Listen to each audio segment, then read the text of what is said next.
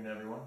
My name is Kyle Johnston, and today I will be discussing how to apply organizational behavior, specifically in the United States Marine Corps. A little bit of background. I was in the United States Marine Corps for 7.5 years. I joined in August of 2016 and was discharged in December of 2023.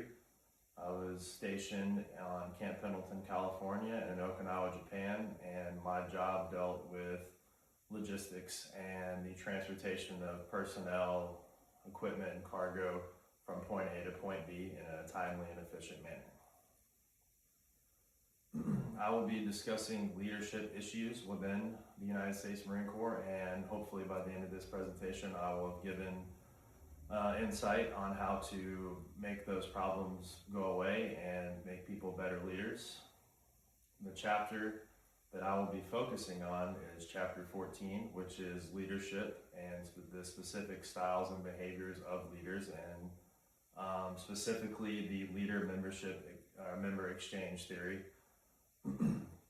So the definition of that is describes how a leader and a member exchange relationships develop over time on a dyadic basis.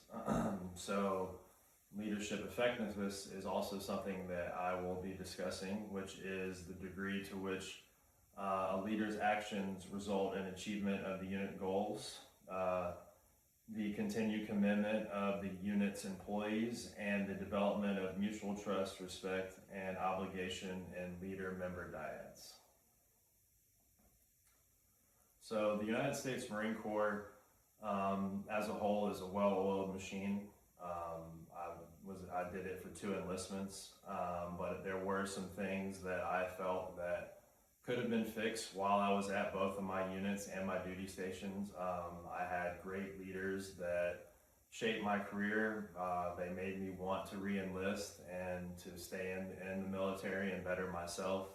I was at a time when I didn't really know what I wanted to do, so I decided to stay in and do another 4. But on the other hand, there were leaders that made me not want to stay in the Marine Corps. Is actually one of the reasons I got out was due to poor and toxic leadership. And what really plays into that is the different leadership styles that commands take. So as a whole, the Marine Corps follows autocratic leadership style, which is basically my way or the highway. A lot of times you have leaders, no matter what their rank is, especially if they have a higher rank, they expect their subordinates, no matter what, to follow their orders, and because they have that rank, you have to respect the rank and you have to follow those orders. But it also does use a delegative leadership style, which is what I was used to.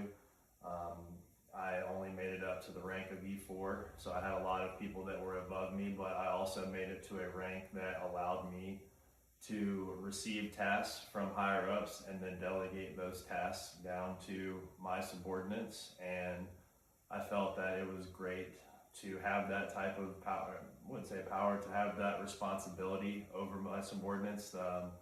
Where I was given a task, I was able to interpret that task, and then I was able to deliver a message to my subordinates in a way that they can interpret it and then complete those tasks. Unfortunately, like I said, the autocratic style really takes precedent over the delegative style, and at the end of the day, if someone's been in for a long time, they just expect you to follow those rules no matter what, no matter if you agree or disagree, and it can create poor relationships with leaders and subordinates, which can create tension, and then that can lead to poor job done, or maybe even a subordinate back talking to that leader, which just creates more problems. So my suggestions and recommendations for fixing it, I'll go over 3 points. So what could be done differently? So I think that leaders should recognize how their leadership impacts morale of the younger military members. In my specific case, Marines.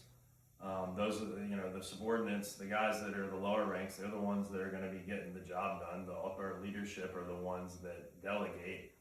or tell people what to do, but they're not actually, for most part, like 75% of the time, they're not actually doing the job. So you just need to know how to talk to your subordinates and always boost morale. Communication is huge. Better communications, that means less misunderstandings and more time spent on actually getting the task done. And the last one, what I would say, is they need to build relationships with all team members, not just the people that you work closely to. Don't just surround yourself with the people that you hang out with in and outside of work. Make sure you know all your team members and every aspect about them. That way they're going to want to get the job done for you. So the action steps that I came up with were to standardize leader-subordinate interactions. You want leaders from all ranks to interact with subordinates from the top down. No strangers. You want to balance the autocratic and delegative leadership styles. So you don't always just want to tell. You want to also give your subordinates autonomy to handle things their own way and get it done in their own way. Because like I said, they're mostly getting the job done. So they're going to have a certain way of doing things, and they're going to have more knowledge than the upper management sometimes on how to do things. And the last one would be developing leaders and relationship building skills, which the Marine Corps does do. They do a course called Corporal's Course, which is a leadership and ethics course, but I think they should really focus on building leaders and giving them those skills, and then not just, hey, here's these skills, here's a 2-week course, and then after that you're done. It needs to be ongoing training, ongoing knowledge, so that they never forget. And to continue, I have these recommendations. I hope that they can help, but there could be potential risks. Some of those would be reduce efficiency in critical moments. So if it did come down to something critical in a time-sensitive manner, you do want to use that autocratic leadership style, so you can just say, hey, this needs to get done, no questions asked. You could have blurred authority lines. So you could have, upper management telling something to, down to the chain of command, and by the time it reaches the bottom of the totem pole, that whoever that person or persons is on the bottom of that totem pole, they might not see who is the clear leader, and that can be bad. You can have overcorrection, which I used to see all the time. You had guys that were power hungry and didn't always know how to use their power, and instead of correcting someone in the right way and leading them and giving them the knowledge that they lack, they would kind of just yell at them or force them to, just listen to them without really any reason. And the biggest one that I saw would be resistance from higher ups, like especially, Marines or whatever branch you're in.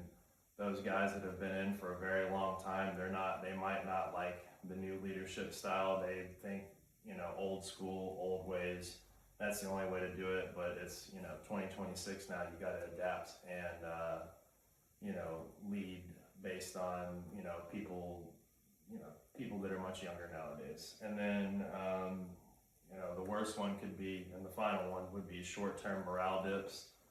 So if you have such an autocratic leadership style, you're not as much delegative, people kind of get discouraged because they're always just being told what to do, and there really no guidance or leadership is being given to them, and that's, people will get burnt out. Saw a lot of guys get out after 4 years that were great Marines, but they were just tired of poor leadership, and it just kind of builds up, and they just have enough of it. So you don't want any of that. All in all, I think that what I've discussed here today can really help not just Marines in the future, but the military as a whole. If you want to retain military personnel, and especially in a time of turmoil right now, that all around the world, you want America's military to be the strongest force in the world, but you have to know how to lead these young men and women.